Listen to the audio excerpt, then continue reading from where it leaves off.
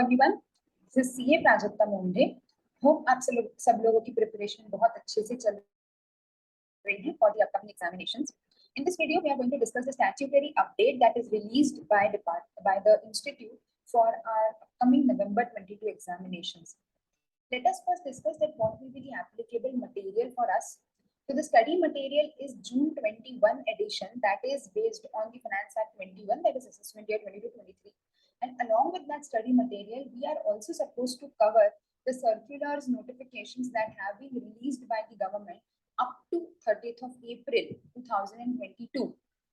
So in this statutory update, the institute has covered all the notifications and circulars which have been released after the module has been prepared, that is the June 21 edition module, and up to 30th of April.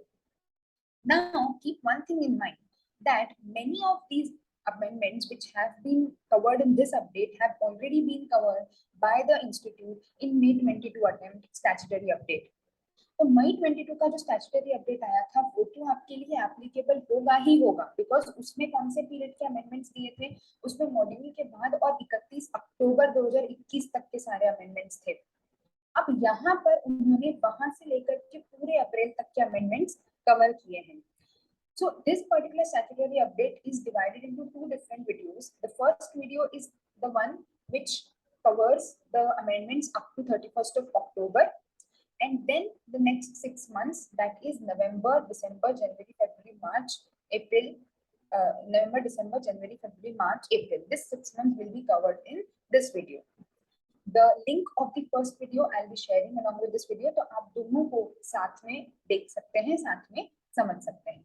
So let us move towards those statutory updates that have been released after October but before 30th of May.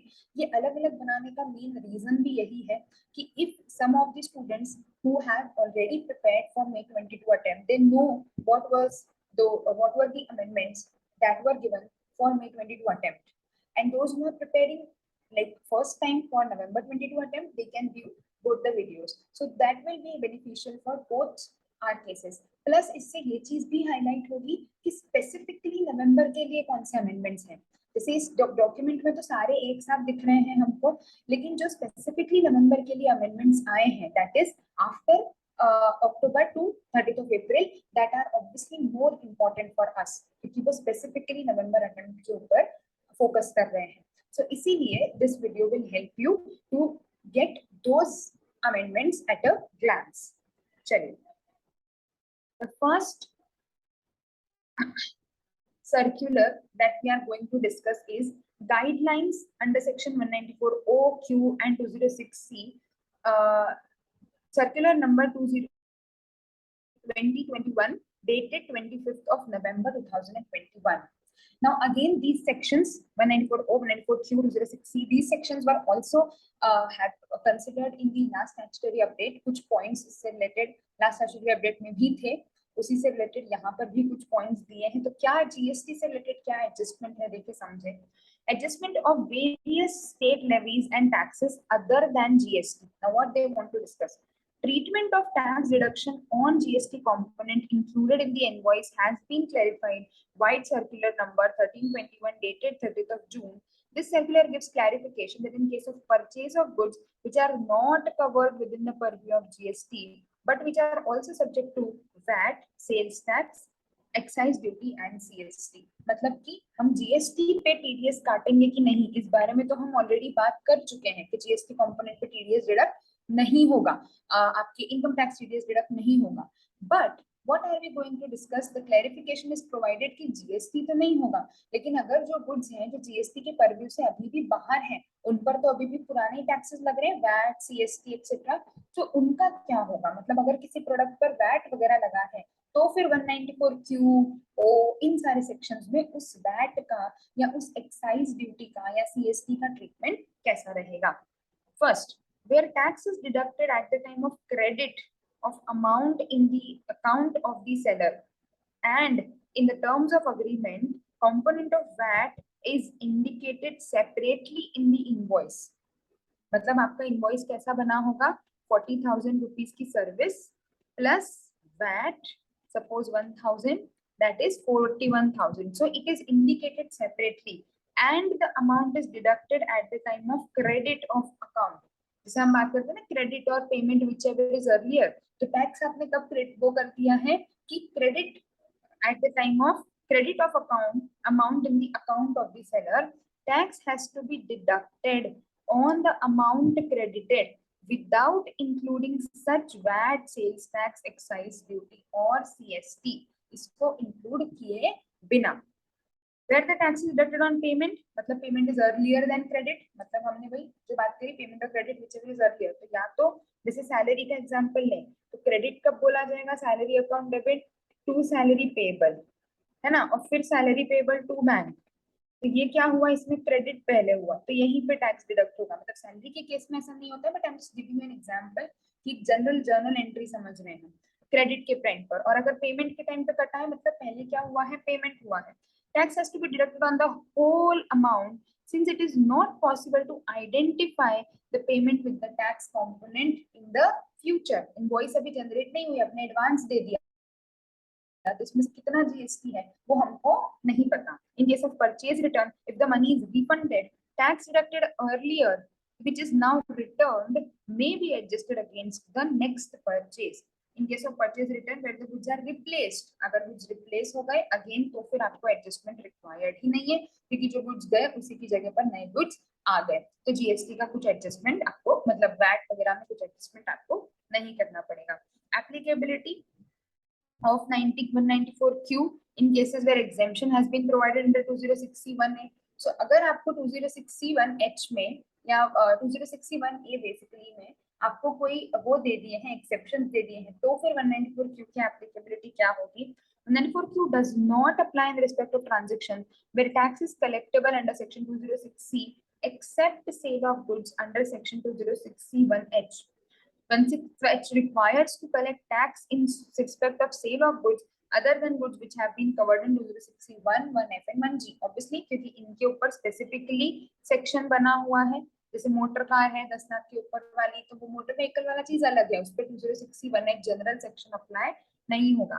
In accordance with section 206C1A, tax is not required to be deducted in case of a resident buyer who furnishes a declaration to the effect that goods under 206C1 are to be utilized for the purpose of manufacturing, generation of power and not for trading purposes. In case of goods which are covered but are exempted under 206C1A, tax would not be collectible under 206C1 और 1H. तो उनका कहना ये है कि अगर उधर से exempt हो जाता है कि आप क्योंकि मैन्युफैक्चरिंग में यूज कर रहे हो तो उन्होंने बोला टीसीएस कलेक्ट मत करो, तो टीडीएस पे क्या implication आएगा. It is clarified that the provisions of 194Q will apply in such cases covered under 206C1A and the buyer is liable if the conditions are fulfilled. So again, अगर आप वहां से exempt हो, मतलब आपके ऊपर liability तो है पर exempt हो, तो आपके ऊपर 194Q की applicability को check किया जाएगा. Applicability of provisions in case of Department of Government not being a public sector company. Can Department of Government be a buyer? Public sector company तो ठीक ही है, उसके बारे में हमने पढ़ा है, लेकिन क्या Department of Government हो सकता है? तो हाँ हो सकता है अगर if it is carrying on a business activity, और अगर if it is not carrying on a business activity, no, it will not be considered as a buyer. Can Department of Central Government be considered as seller? No, क्योंकि उनका again business oriented कोई specific वो नहीं होता है.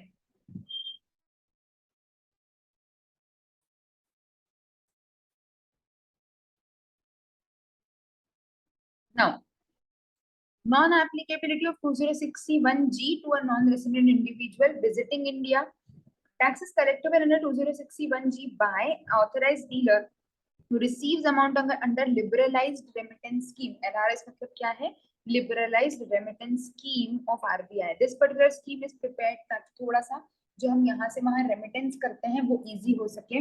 For overseas remittance from a buyer being a person remitting such sum out of India and seller of an overseas tour package who receives any amount from the buyer who purchases the package. तो tour वगैरह कर अगर आप payment करते हो तो 206C1G में tax collect करने की लायबिलिटी आती है. लेकिन क्या बोला है यहाँ पर, however it would not be applicable if buyer is an individual, मतलब जो खरीद रहा है व्यक्ति है ना, जो हमारे बायर है जो हमारा, is in individual who is a non-resident in India in terms of 6(1) and 1A, मतलब ये हम चले गए रेसिडेंशियल स्टेटस में ना, 6 में चले गए मतलब रेसिडेंशियल स्टेटस में चले गए, and who is visiting India, अगर ये वाला केस है तो फिर आपको इस केस में 206C1G में टैक्स डिडक्ट नहीं करना है, एग्जेम्पशन ऐड कर दिया उन्होंने 206C1G का। आगे चलते हैं chapter number 10, provisions for filing of return of income and self assessment. इस चैप्टर में ये वाला जो प्रोविजन है हमारा other person, again this has been covered, the notification was old. Moving on to a notification of 21st April, which is very, very important in my point of view, because this is a very major kind of amendment which has been given by way of a circular that, a notification that requirement of filing return of income उन्होंने और broad कर दिया। 139(1) में पहले ही जो conditions होती थी कि ये है तो रिटर्न फाइल करना है, ये है तो रिटर्न फाइल करना है, तो आपको याद होगा उसमें एक प्रोविजन हम लोगों ने डिस्कस किया कि अगर आपको इलेक्ट्रिसिटी का बिल इससे ऊपर है या आपने फॉरेन टूर किया है इससे ऊपर के अमाउंट का, तो ये सारे एक्सपेंडिचर बेस्ड कंडीशंस तो थी ही कि आपके खर्चों के बेसिस पर हम डिसाइड करेंगे कि आपकी इनकम कितनी होगी, और क्योंकि आपके इतने खर्चे हुए हैं तो आपको इनकम टैक्स रिटर्न भी फाइल करना पड़ेगा। So this we have already discussed. Requirement of filing income tax return under 139(1) by certain person when the quantum exceeds the prescribed monetary threshold. This is a very, very major amendment which they have given, and you need to pay very much attention before the examination.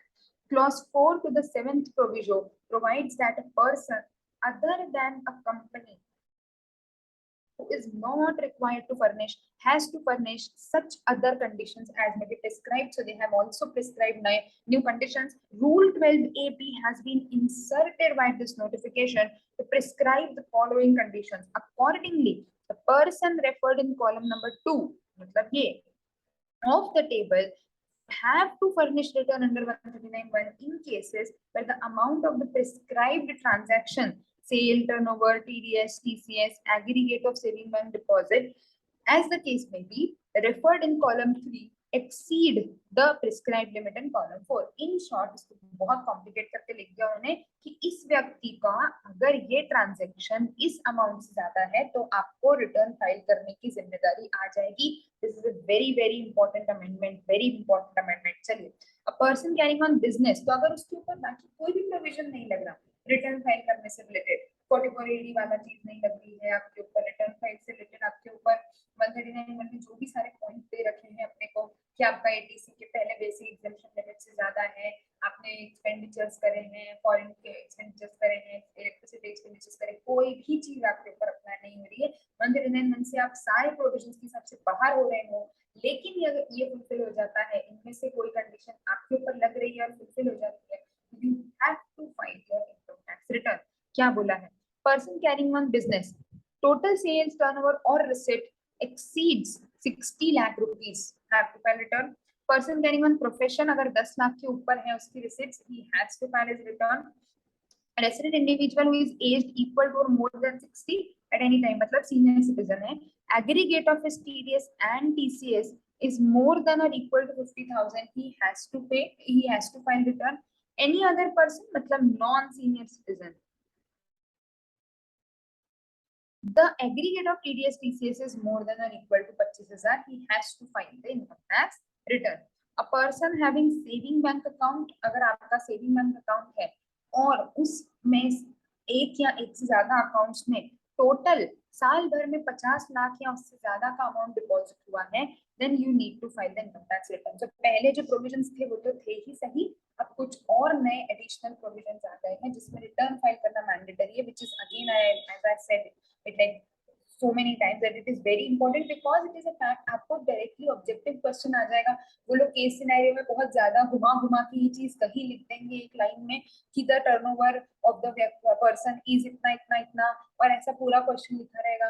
Last में वो एक question पूछ लेंगे, do you think that mister Rahul is required to file his income tax return, then we will be considering कि यार total income तो 2.5 लाख से नीचे है, लेकिन फिर इलेक्ट्रिसिटी का खर्चा भी नीचे है, ये भी नीचे है।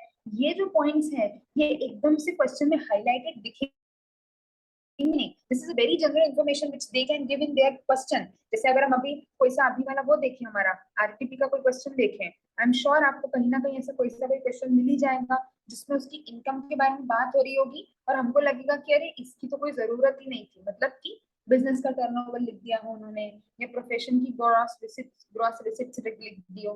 जैसे देखो इस पर्टिकुलर केस में इन्होंने ना मिस्टर केविन की सैलरी इनकम दे दी थी, है ना। ये आरटीपी का क्वेश्चन है। Again I have shared the video of RTP as well, just go through it, very very important to solve the RTP before the examination. तो भी सैलरी उन्होंने दे दी। अब उन्होंने बोला do you think you should be filing income tax return. तो अगर ये सैलरी ना होती, प्रोफेशनल इनकम होती, तो आपको वो वाला पॉइंट ध्यान रखना पड़ता। बट ये इतनी बेसिक सी लाइन है कि यहाँ पर ये चीज क्लिक नहीं होगी, ये बहुत नॉर्मल है। So you need to be very very मतलब थरो विद द फैक्ट कि अब से 139(1) की एप्लीकेबिलिटी सिर्फ आपकी टोटल इनकम या उस पर डिपेंड नहीं करती है कि आपने खर्चे फॉरेन टूर कितने का किया, वो जो सब एडिशनल चीजें हैं हम चेक करते हैं। This is also very very important and there is a probability कि इसके ऊपर वो लोग इस वाले एग्जामिनेशन में क्वेश्चन डालेंगे। चलिए, fee for subsequent activation of Aadhaar, अगर आप बाद में इंटीमेट कर रहे हैं under 234H, we all very well know that Aadhaar PAN linking has been made mandatory.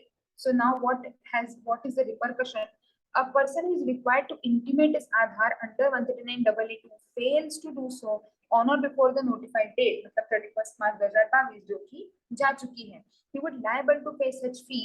However, the fee shall not exceed ₹1,000. As per section 139(2), every person who has been allotted as PAN and eligible to obtain is required to intimate his Aadhaar in the prescribed form and manner. इसकी dates बार बार extend हो रही थी, यहाँ से वहां finally इन्होंने ले जा करके 31 मार्च पे फिक्स कर दी और अब उन्होंने लेट फीस लगाना स्टार्ट कर दी है कि अब अगर आपने नहीं भरा तो आपको लेट फीस के साथ भरना है।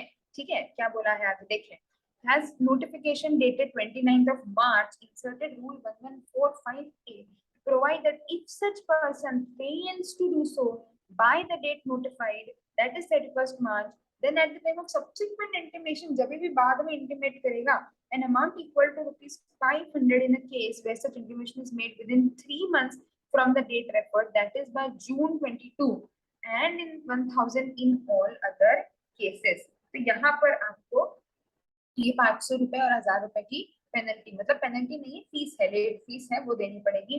Clarification with respect to relaxing provisions prescribing the manner of PAN inoperative.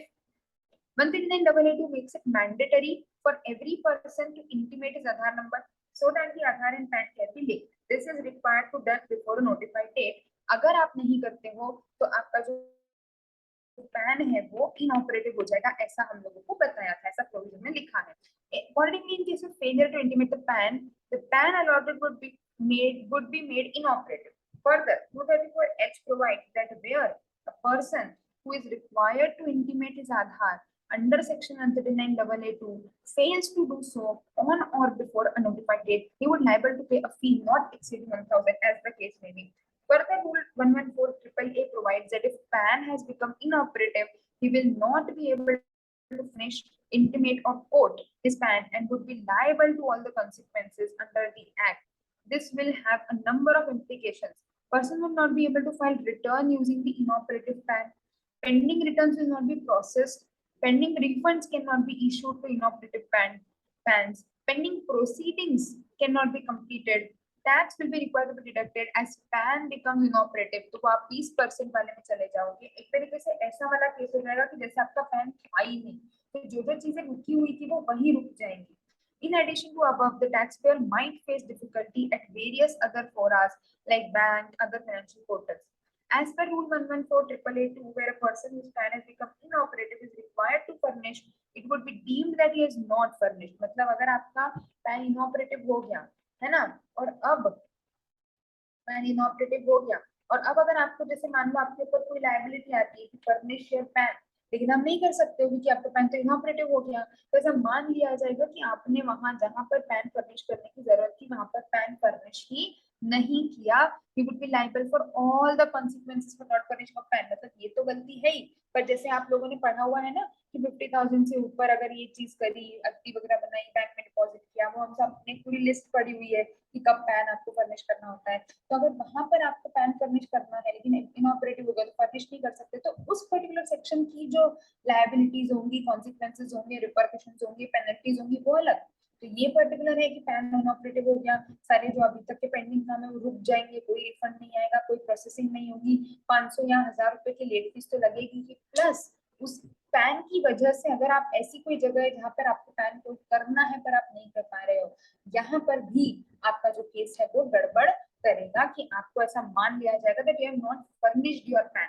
ठीक है, भले आप करना चाह रहे थे, आपके इंटेंशन गलत नहीं थे, फिर भी in order to have a smooth application, it is clarified that the impact of Rule 114/882 would come into effect from 1st of April 23, and the period 1st of April to 31st March would be the period where Rule 114/888 would not have its negative consequences. थोड़ा सा और extension दिया उन्होंने कि ठीक है चलो आपसे वो सब तो ले लेंगे फीस वगैरह, लेकिन रूल 114/888 क्या था, देखो रूल 114/888 कि आपका जो पैन है उसको क्या कर देंगे, इनऑपरेटिव कर देंगे और आप ये सब कुछ फाइल नहीं कर पाओगे। तो ये जो चीज है, सिर्फ जो रूल 114/888 में जो चीज दी है सिर्फ वो वाली, रिटर्न नहीं फाइल कर पाने वाली वगैरह, that particular thing has been extended. However, the taxpayer would be liable to pay a fee, वो तो देनी ही पड़ेगी। The last date for intimation was 30th of June, फिर 30th of March तक फाइनली उसको क्या किया था, एक्सटेंड किया था। So these are the amendments under the statutory update that are specifically applicable for November 22. That means they are released after the May 22 attempt, between the November 22 attempt. So go through these things once, आप भी इसको read करिए एक बार।